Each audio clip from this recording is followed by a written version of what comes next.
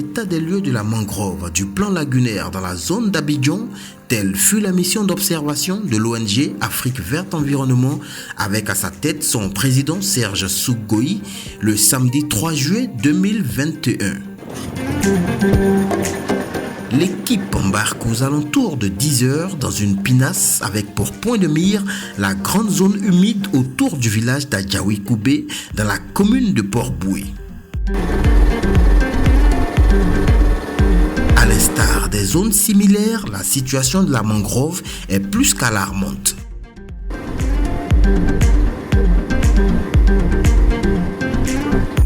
Nous sommes une organisation de base qui travaille dans le domaine de l'environnement, notamment pour la préservation et la gestion rationnelle de ressources naturelles, ici en Côte d'Ivoire.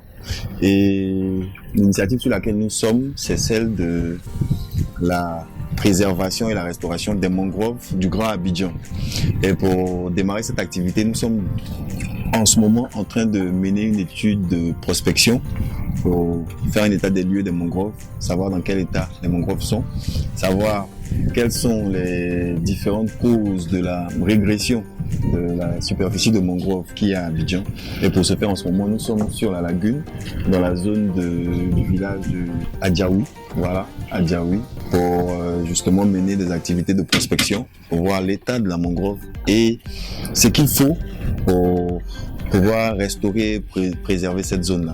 Dès notre arrivée, nous sommes conduits à la chefferie du village d'Adjaoui-Koubé pour être ensuite reçus par le chef et sa notabilité. Avec les autorités villageoises, nous avons abordé le sujet inhérent à la mangrove. Les mangroves jouent plusieurs rôles très importants.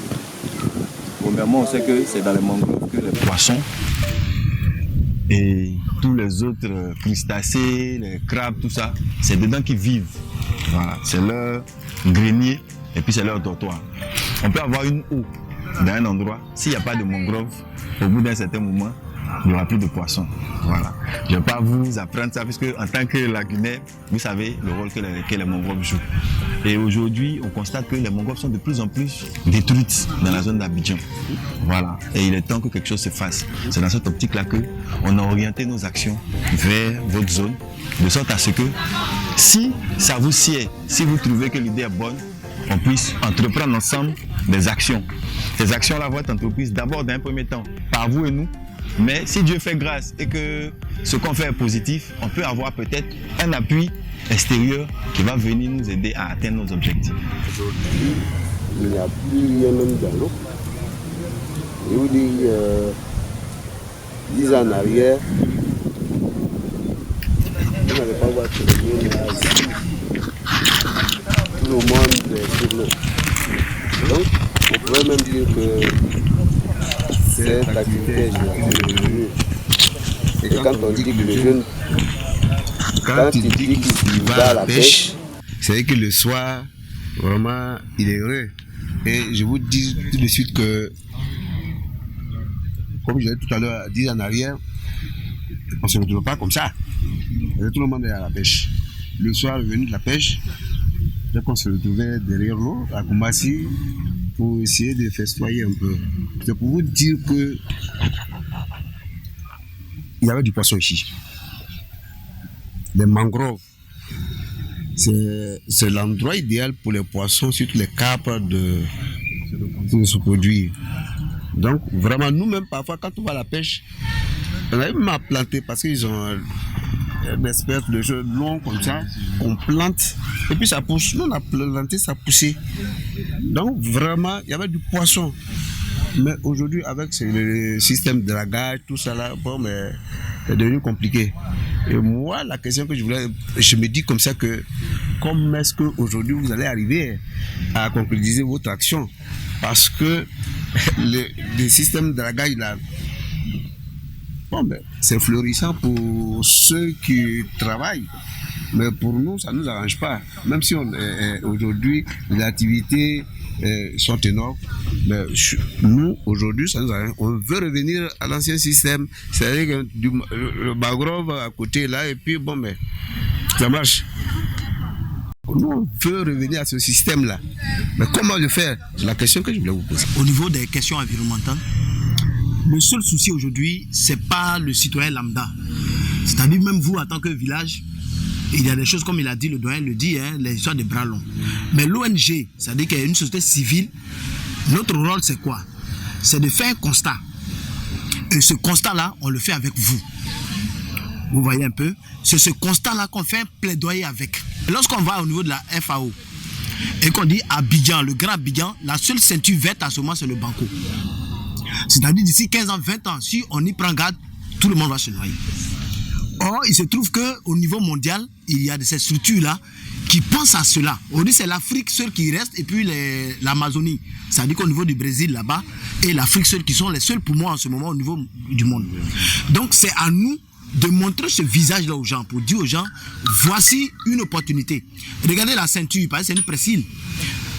Lorsqu'on prenait le bateau, parce qu'on est passé par comme ça avant de venir, on a vu qu'il y a des touffes de mangroves. Pour dire que 15 ans, 20 ans en arrière, il y en avait certainement suffisamment. Les populations sont peut-être faibles quand elles sont livrées à elles-mêmes. Mais aujourd'hui, il y a des mécanismes, notamment la société civile, qui peuvent porter la voix des populations vers les décideurs qui sont nos gouvernants. Voilà. Si aujourd'hui, par le truchement de nous ou d'une autre organisation de la société civile, on va faire un plaidoyer auprès des décideurs, c'est possible que notre voix soit entendue et que des actions soient menées pour contrer, sinon pour contribuer à améliorer la situation comme vous le recherchez. Voilà. Et j'ai dit un peu plus haut qu'on a la chance d'avoir des partenaires qui sont assez importants. C'est des partenaires que l'État écoute. Voilà. Donc, je pense que c'est à partir de là qu'un changement peut se faire. Mais pour que ce changement se fasse, il faut que vous-même qui êtes des populations, vous soyez vraiment impliqués dans ce qui va se faire. Pour être vraiment bref, je pense que vous faites partie, disons, des personnes que nous voulons voir dans notre pays. Parce que tout habitant d'un village voudrait voir son village vraiment bien. En fait, eux, c'est dans le reboisement. Je pense qu'ils exercent. Ce n'est pas seulement mais au niveau des mangroves, c'est-à-dire dans l'eau, et il peut dire aussi peut-être dans la ville.